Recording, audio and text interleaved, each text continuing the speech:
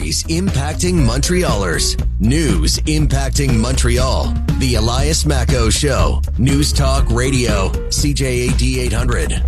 Come to Ronde 85, Montreal's island of fun for the most excitement your money can buy this summer. Take a spin on Ronde's famous 150-foot high Ferris wheel. Ronde 85, an island of family fun. Discover the thrilling boomerang and Canada's biggest water slide complex. Ronde 85 will rock and roll you on its pirate ship and its highest double-track roller coaster in the world with spine-tingling speeds of 62 miles per hour. Ronde 85, Montreal's island of fun and summer thriller. Easy to get to. Open daily, noon to 2:30 a.m. Blast from the past right there, a Ronde ad from 1985. Who hasn't had a fun day at Ronde over the years? And Ronde has officially opened for its latest season, the 2026 season, and it's the first one under new ownership after years under the Six Flags banner. Six Flags, of course, that big U.S. company that had ownership of Ronde for so many years. The amusement park is now owned by EPR Properties. Well, there are already some changes with more potentially to come. They include extended operating hours, the addition of 3 additional water parks in Quebec and Ontario that some season pass holders will have access to. Let's go to Sophie Emond, General Manager over at Ronde. Sophie, welcome to the program. Thank you. Thank you for having me. First things first, the transition from Six Flags over to the new ownership. Where are we at there? I just noticed, right, if you search for Ronde online, you want to go to the website, it's still sixflags.com/Ronde. I know some things take time, but where are we in the transition from Six Flags to the new owners? You mentioned it. Some things takes time, but as of now, we are fully with the new owner. And yes, we are ready to make some changes. We already did. As you mentioned, we now have a complementary product to La Ronde, the water slides. A brand new experience, a full summer experience, and a complete summer offering. An opportunity to have fun and travel close to home. Yes. Yeah, and let's start off with, I think in recent years, it felt to me that the previous owners, Six Flags, they just weren't putting in the resources into Ronde. Maybe they were tight on funds. I know it's been a difficult time for some amusement parks as well. So it seemed like there was a period of stagnation under the old owners. What can we say about the vision from EPR Properties and how they view the future of Ronde? Yeah, I have to mention first that, after the pandemic, the whole industry, it was tough for the whole industry. But that being said, the new owner will use this season to thoroughly assess our needs and properly prioritize the actions required to enhance the overall guest experience. Of course, investments will be made every year to modernize the park and ensure the maintenance of the rides and all the facilities we have. So, finish your thought. I didn't mean to cut you off. No, I was going to say that this is actually exactly what is needed to ensure the park's longevity. Will there be some new rides? I'm sure you have that as a question. Yeah. Absolutely. When the entire process is currently under review, and we will inform the public as soon as we can. If I'm walking into Ronde for, this weekend, is there something visually that I'm like, whoa, things have changed? There's something that is already very different about the new Ronde? This year, the transaction took place the day before we opened the park. So gotcha. For now, we are going with longer hours, more operating days, giving the actual context in which we are seeing an increase in attendance. As people prefer to stay in Quebec, we just listened to our guests' requests and have extended our operating hours, adding more days, so everyone can enjoy and have more fun.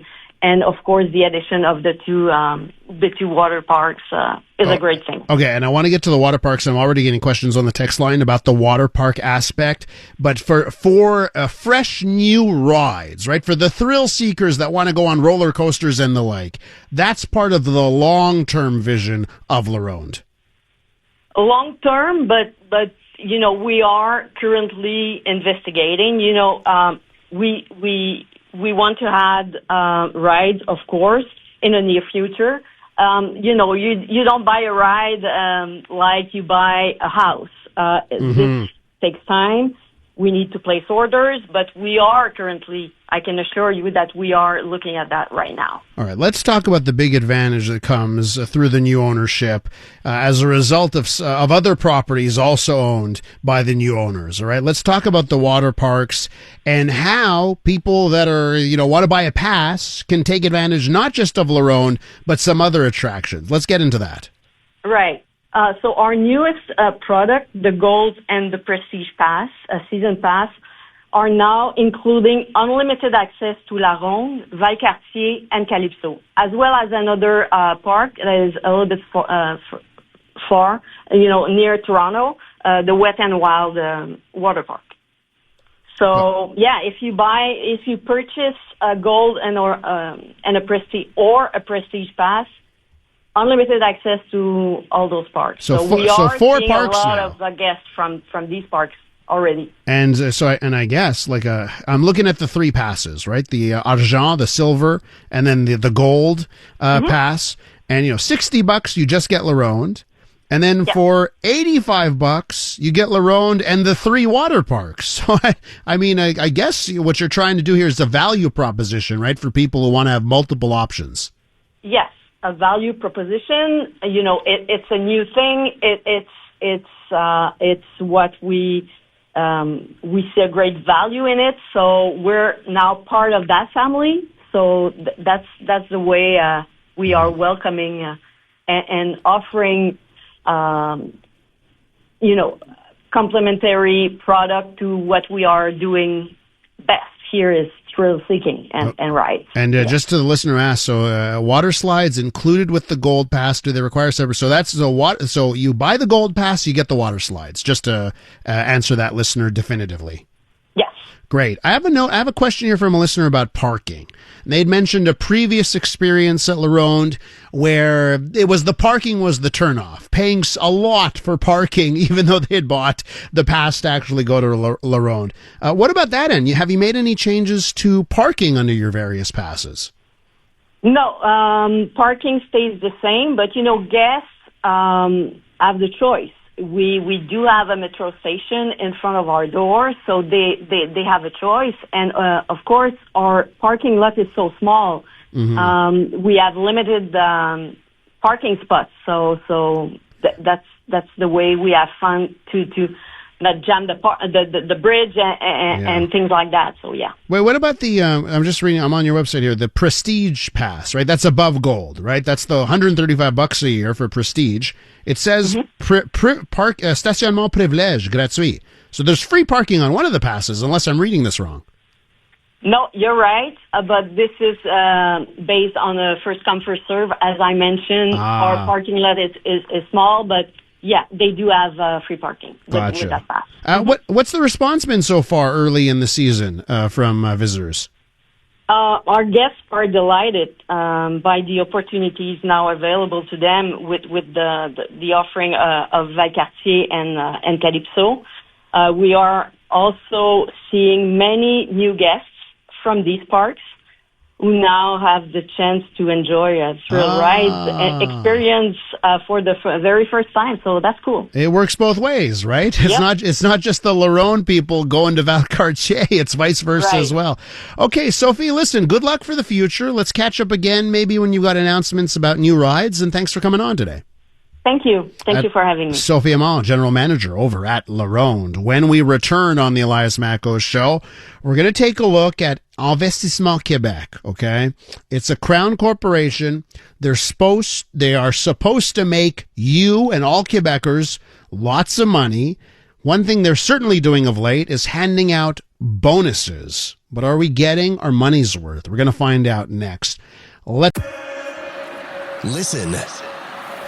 and you're there for heart-wrenching knockouts. The world's biggest stage. And breathtaking triumph. 2026 FIFA World Cup. The knockout stage. Every match, every moment. Listen on TSN Radio. Join the Globe on the road to the July 19th final. 2026 FIFA World Cup. Stream it all live on TSN Radio. Available on iHeartRadio. The Elias Makos Show. News Talk Radio. CJAD 800. Let's talk about your money, shall we? When a Crown Corporation hands out millions of dollars in performance bonuses, it's fair to ask one simple question. Did the performance actually justify the big bonus? Now, that's the question being raised following a La Presse investigation into Investissement Quebec, which found the provincial investment agency awarded more than $15 million in performance bonuses to employees, even as some of its key performance indicators fell well short of their targets. Let's head over to Moshe Lander, Senior Lecturer in Economics at Concordia University. Moshe, welcome back to the program. Hello. What should we know? Investissement Quebec, what should our listeners know about it? Well, it's essentially responsible for investing a pool of money with the aim of trying to deliver a return in excess of the borrowing cost to the government. And so as long as the government is borrowing at around 2.5%, the objective there is for them to earn more than that. They haven't really been particularly successful doing it. So I just want to say, like, that's a pretty low bar to cross, like 2.5%. Like, I keep being told, like, hey, just put your money in like a stock market following ETF. You're going to make 6% without even trying, or more, by the way. So isn't 2.4 ridiculously low? 2.5 ridiculously low?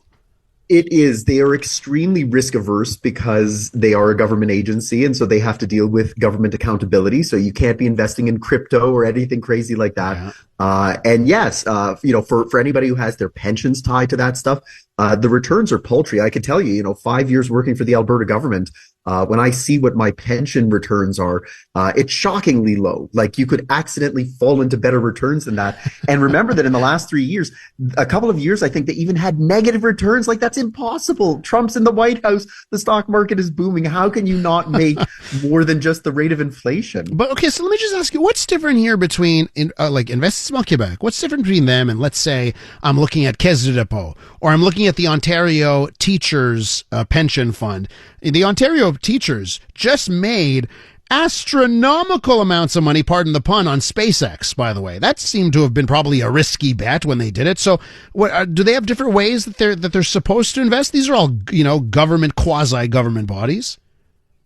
Yeah, I mean, at the end of the day, they have to submit themselves to the Auditor General or whatever the equivalent would be for each province and show that they weren't misbehaving with their money, right? Mm-hmm. Like, it's no different than a company that is audited and has to say, hey, we met the appropriate standards. If the Ontario Teachers Federation has a slightly higher risk tolerance, or if they have certain targets that have to be met that aren't based on returns, then that might dictate the way that they invest the portfolio. Let's say that they need to reach a certain amount of money. Mm-hmm. They could go to their members and say, look, there's a couple of options here. You can increase your contributions, which makes it easier for us to hit the target.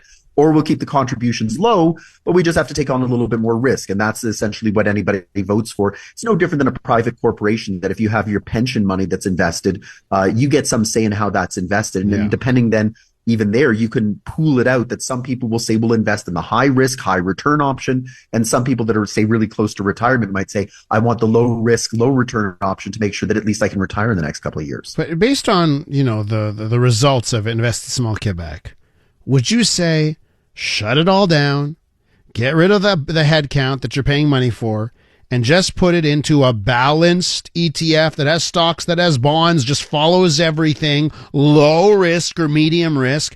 Wouldn't that be a better way of using your money right here?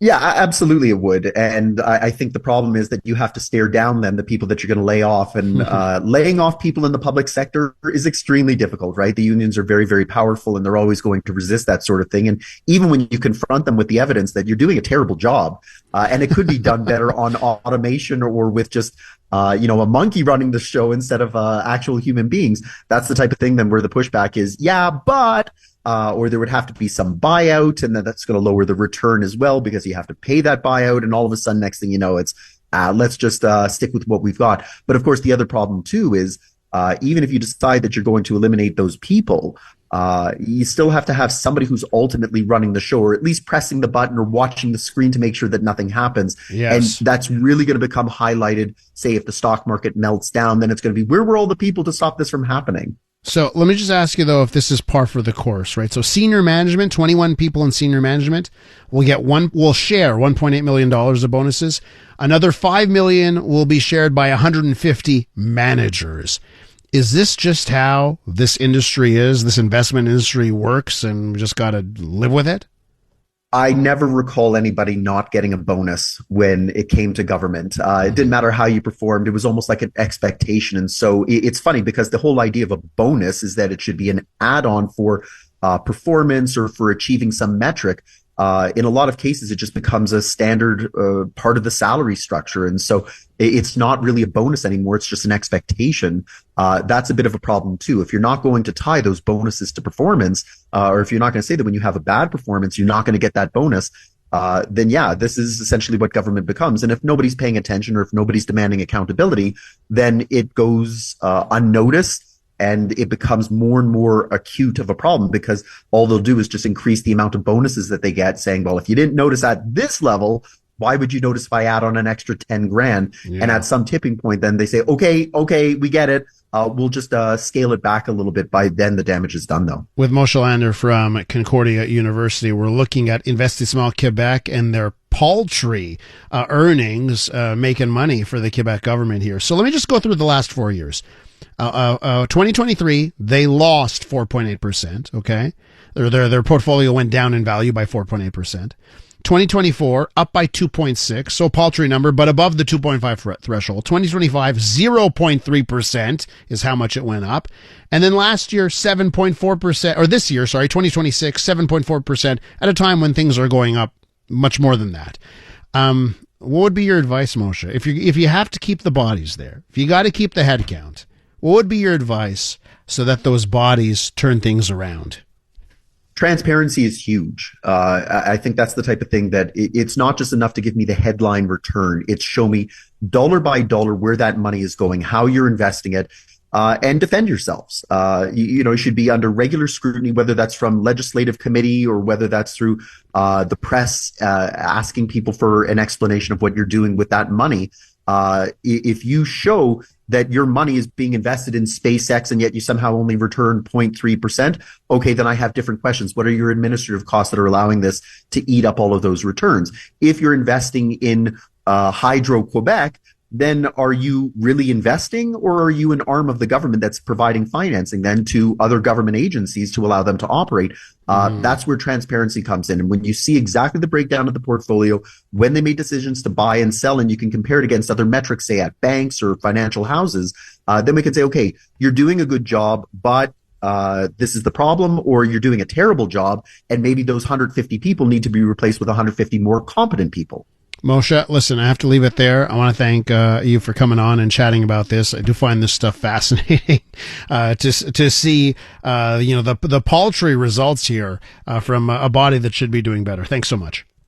Anytime. Moshe Lander, Senior Lecturer in Economics over at Concordia University. Now, when we return on the Elias Makos Show, it's been more than 20 years since the Expos played their final game. But lo and behold, their logo is surviving. Just took note of a story or a piece in the Globe and Mail, and it was from an ex-Montrealer that lives in Los Angeles. And he says when he puts on his Expos cap and goes about town or goes around the world, it gets people to talk to him. So is the Expos logo some sort of a Quebecois bat signal? We're going to find out next. This newscast is brought to you by Mera. This week, our chicken breasts from Volaille des Cantons are only $4.79 per pound. Mera, the best kept secret in town. iHeartRadio is throwing it back. 2010s, the decade. To the days of huge hits and unforgettable anthems. A non-stop stream of the biggest and best. Drake, Rihanna, Beyonce, Katy, Gaga, The Weeknd, and more. All your decade-defining favorites all in one place. Hi, it's Katy Perry. Hey, it's Bruno Mars. This is Kesha. Find 2010's The Decade on the free iHeartRadio app. Preset the station so it's always one tap away.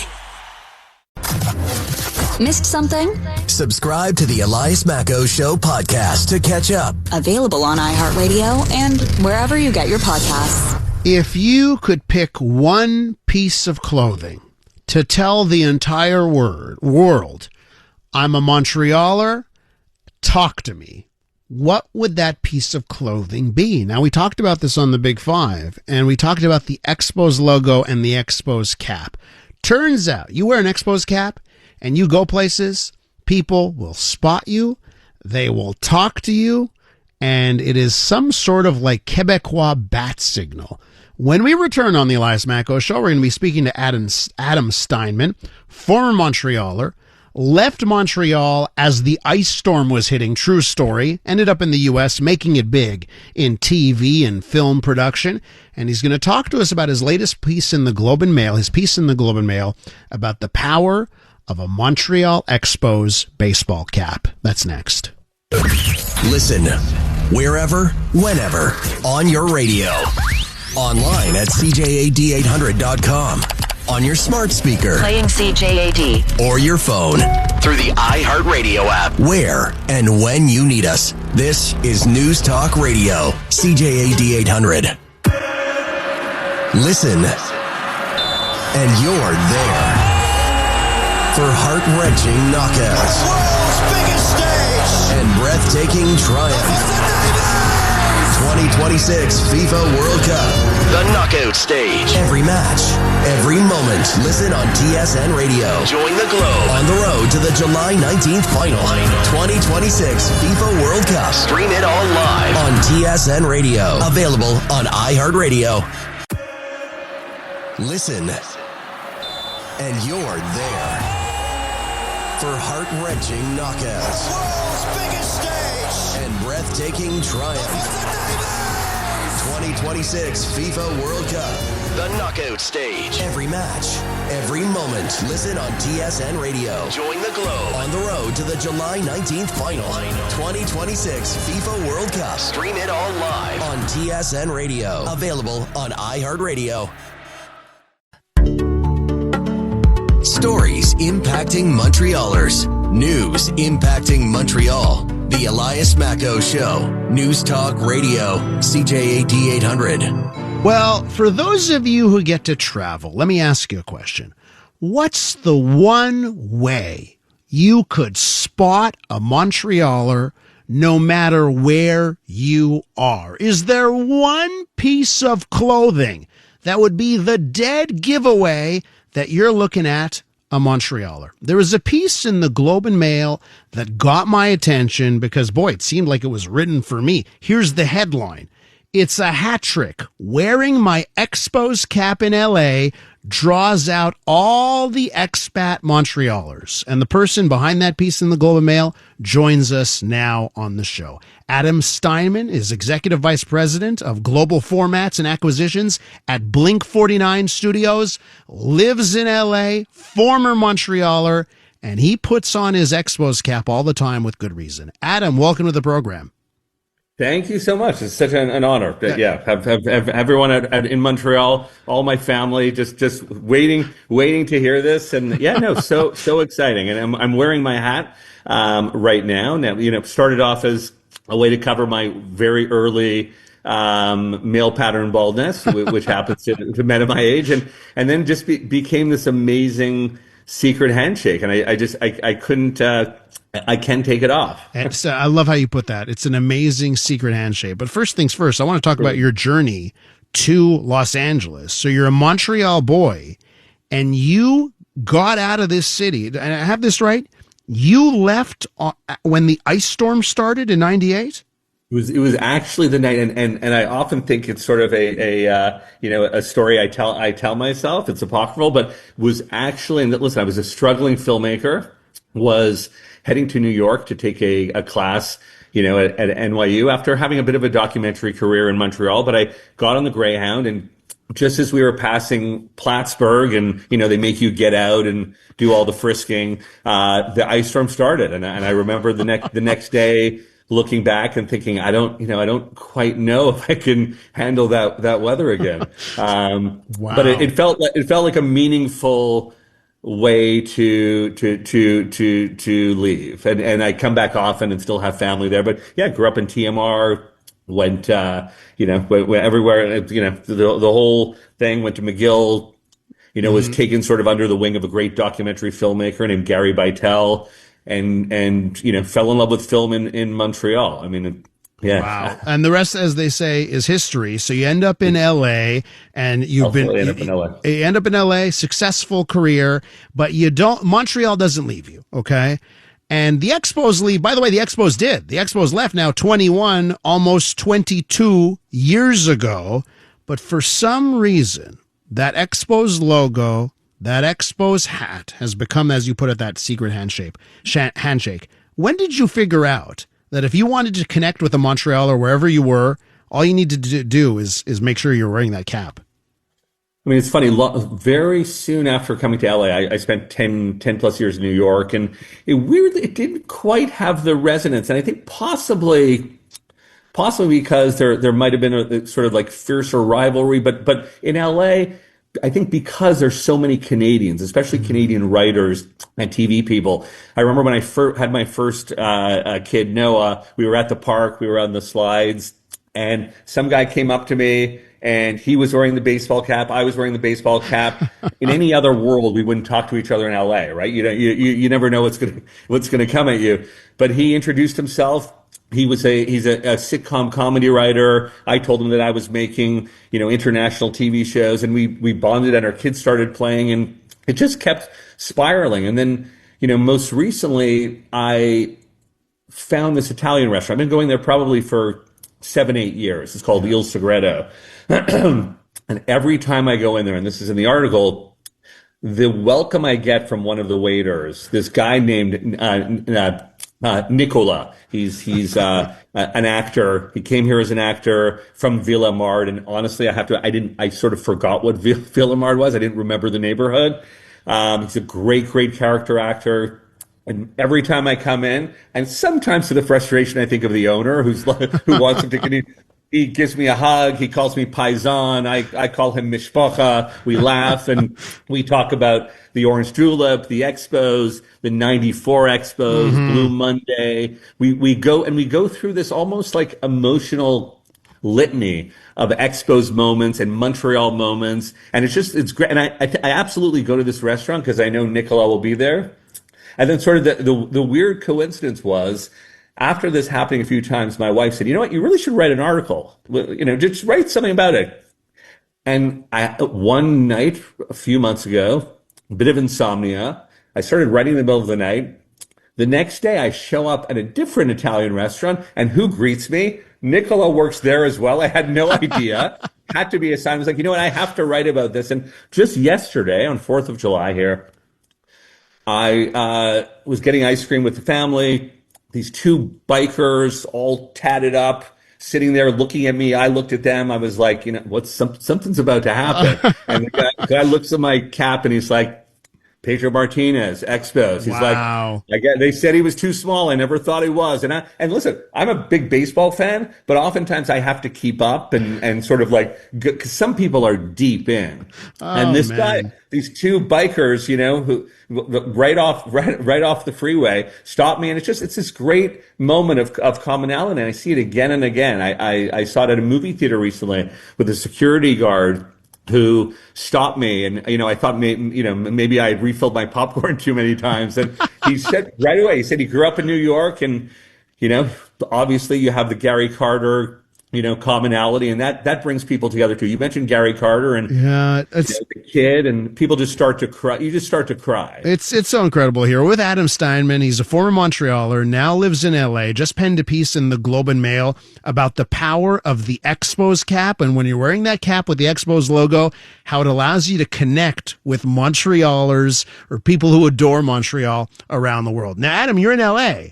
I got to ask you about the celebrities. Have you been able to connect with celebrities thanks to your cap? I have absolutely connected with celebrities. I had an incident at a famous comedy club here where Howie Mandel actually stopped his show, and I was ready to be, skew. I thought, first of all, you never want to sit in the front row of a comedy club unless you're ready for all of your blemishes to be exposed. But Howie Mandel stopped the show. He pointed at me and he was like, Expos. And I was like, my heart, that was amazing.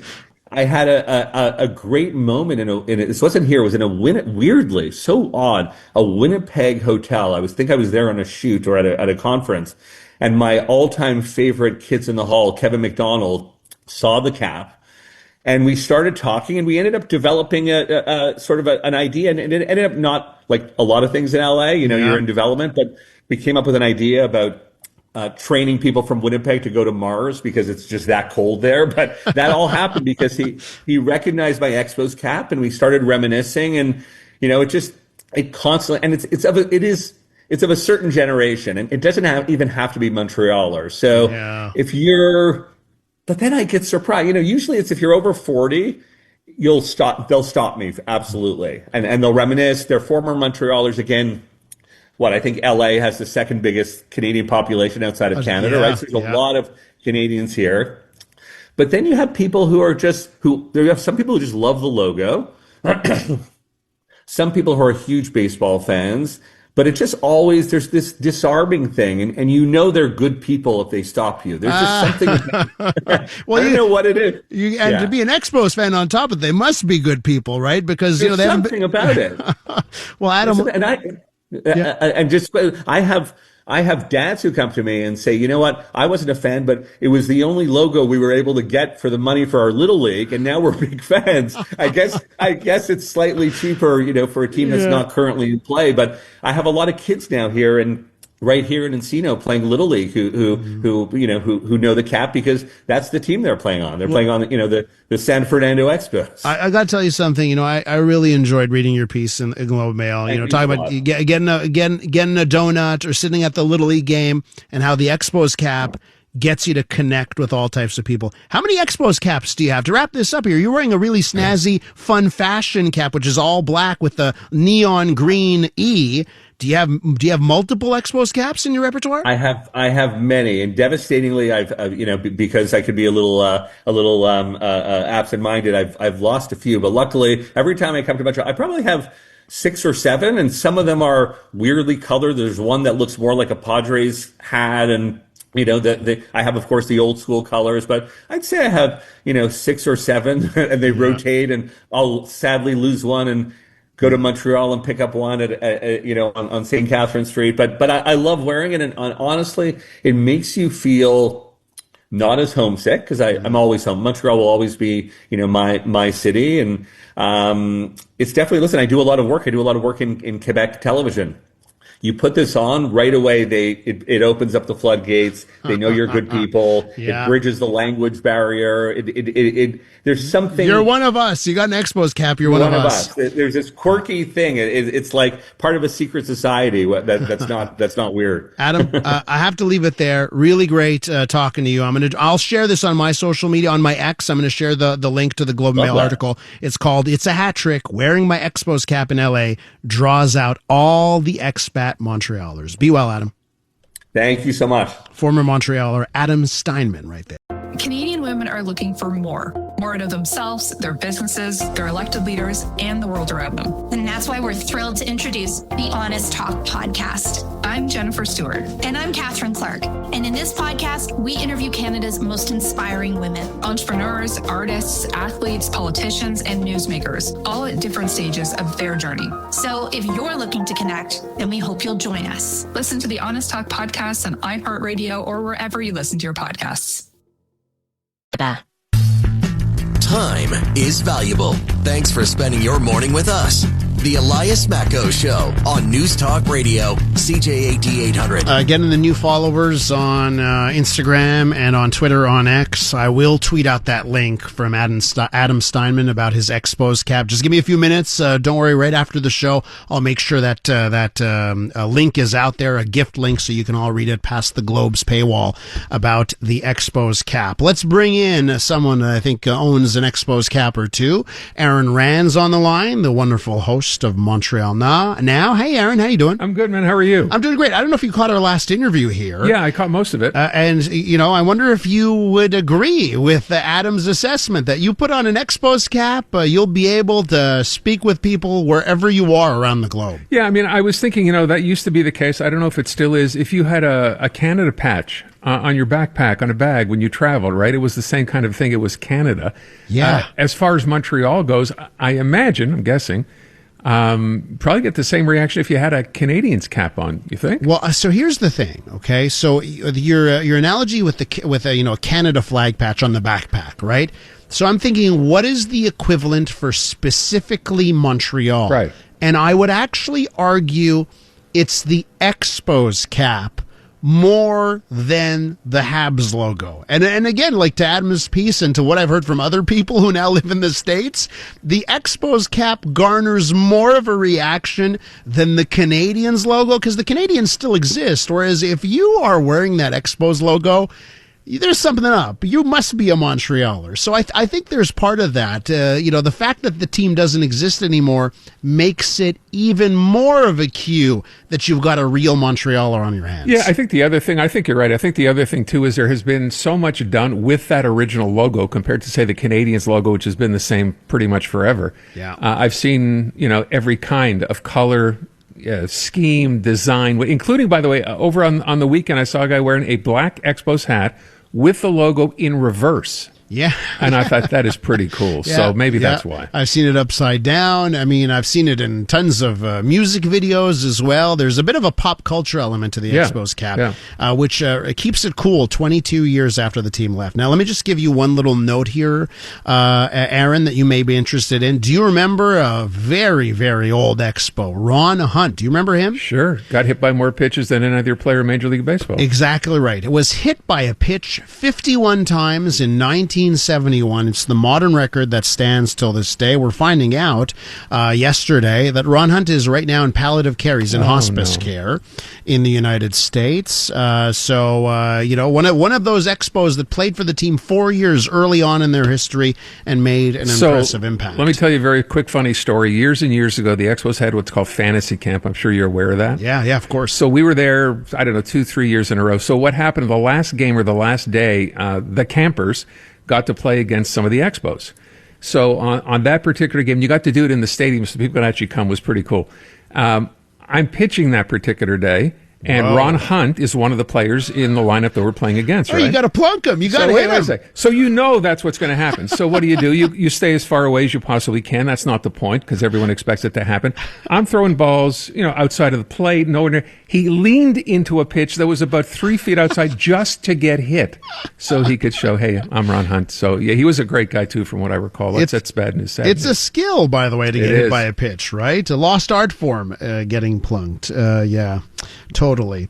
Aaron, what else is on your mind nowadays? What are we doing? We talked, I'm going to do a question today about this whole situation with pipelines. All of a sudden, everybody's best friends in Canada, right? Mm-hmm. Doug Ford's, shaking hands with Daniel Smith.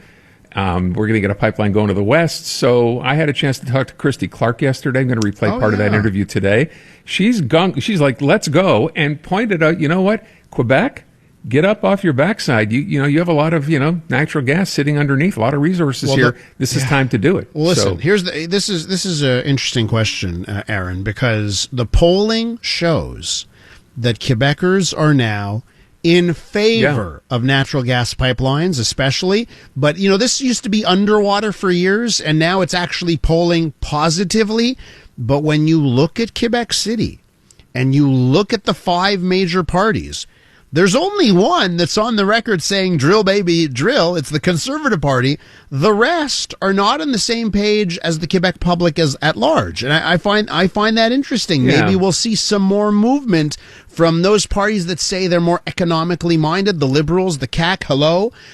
Because certainly the public have changed on this issue. To your point, yes, the public has changed. I think the last survey, which was last December, so it's really recent, I think that number is 54%, but twice as high as it's ever been. And as to the parties, you're right. Just the Conservatives are kind of, let's go ahead and do it. The others, I don't think, are as adamant as they were in the past about not doing it. So maybe that's a bit of an opening there. Totally. And you hear Bernard Dranville, who is now our environment minister, folks. He's still our environment minister after that last cabinet shuffle after Christine Frechette became premier.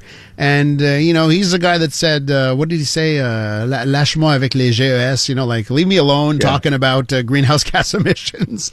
So maybe he's a little bit more open as well to that kind of stuff. So listen, you're on the air here at 2:00. What's coming our way? What else is coming our way? We're going to be talking about the NATO summit, obviously, which gets underway today in Turkey, see where Canada fits in. Donald Trump's already been going on about, how lucky they are to have him there. He wasn't going to come, but Erdogan is a really good friend of his. That's why he's there. So I don't know. We'll see what's going on because maybe there's something coming out of there for Canada. John Graddick, just really quickly, the Air Canada flight schedule, which has been, again, cut down for the fall. They keep cutting flights, even though... To the U.S. or in general? I think to the U.S. for sure, but I think some of the other flights as well, instead of going earlier in the fall, they're going to go later in the fall, so they're not going to be available. So John Graddick to update that. Dr. Joe will cover the very important issue of whether it's good to drink milk or not. I don't know if you heard us talking about milk. No, I did. So listen, I heard the scuttlebutt around the office. I get out of the studio here at noon. Okay, this is a couple of days back, and everyone has just gathered, and they're in a semicircle. Okay, and I leave, and they go. As soon as I leave, the semicircle forms around me. And it's like an inquisition. Elias, would you drink a glass of milk? And I'm like, yeah, I would drink a glass of milk. I thought it was so odd. Yeah. So you're behind all of this. Well, I got the same thing when I got into work, right? All of them, would you drink a glass of milk? I'm like, what kind of question is that? Yeah, I would. Is there a problem? Is it radioactive now? Yeah. Did I miss something? So I want to get Joe's take on this because apparently some of our people have no interest in drinking milk. Now listen, if I'm going to drink a big glass of milk, I want 4 Oreo cookies on a plate next to it. No, just milk, no accessories. Listen, I would do it. It wouldn't be like something I thirst to do. You know, it's funny. When we were, I don't know about you, when I was a kid, Mom, all the time, you came in from outside, have a glass of milk, have a glass of milk. That was what we drank. Forget about Coke or anything. It was milk. And then, of course, you get older, it's not that big a deal anymore. With cake, cookies, whatever.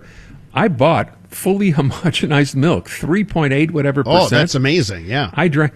It's incredibly good. Yeah, that's what we drink now for Wolfie. We were on 3.25 or the 3.8 as a special treat, and it's fantastic. Aaron, I have to leave it there. You're making me think of my Fridays when I was growing up, and my mom would always get me a half liter of chocolate milk as a treat on Fridays. There you go. Have a good show. You too, man. That's Aaron Rand right there. We're going to wrap things up on this program next. Hello, Canada. This is Bryan Adams Radio. Hosted by Bryan Adams himself. We'll play a few of mine, a ton of my favorites, and some must-hear behind-the-scenes stories from the world of rock and roll. We're coming to get you!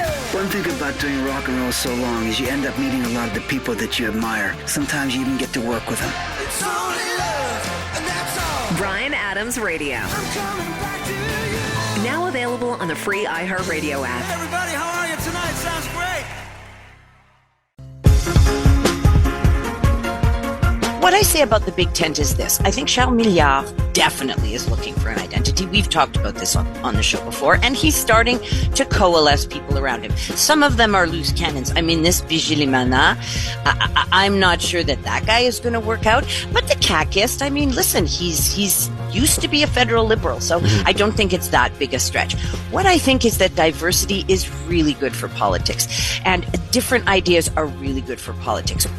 Seemingly some diversity of opinion in the new version of the Quebec Liberal Party. Our Big Five panel talked about that and more, including trash cans in the city and the pedestrianization of Old Montreal. If you missed it, Sue Smith, Raphael Melançon, part of the discussion this morning. Catch up now. Go check out the Big Five podcast on the iHeartRadio app, wherever you get your podcasts. You can also catch up on the other 2 hours of the Elias Makos Show, the Elias Makos Show podcast. We now podcast hour 1 and hour 2 at the 10 o'clock hour and the 11 o'clock hour as its own podcast. So go seek it out and catch up when you want. Maxim Kadot producing this one. Andrew Maligan for Jay Farrar doing a tremendous job behind the scenes. Merci beaucoup, les gars, and we'll be back at it tomorrow. Unmistakably Canadian. It's the music that raised you. The artists raising the bar. Hi, this is Brian Adams. Hey, my name's Brett Emmons. I'm from the Glorious Sons. Hi, I'm Nelly Furtado. Made in Canada. The station that champions Canadian music. Loud, proud, and all yours. No passports required. Just press play. Tap into Made in Canada now on iHeartRadio.ca or the free iHeartRadio app. You're listening to the voice of Montreal. News Talk Radio, CJAD 800. An iHeartRadio station. Unmistakably Canadian. It's the music that raised you. The artists raising the bar. Hi, this is Brian Adams. Hey, my name's Brett Emmons. I'm from the Glorious Sons. Hi, I'm Nelly Furtado. Made in Canada. The station that champions Canadian music. Loud, proud, and all yours. No passports required. Just press play. Tap into Made in Canada now on iHeartRadio.ca or the free iHeartRadio app.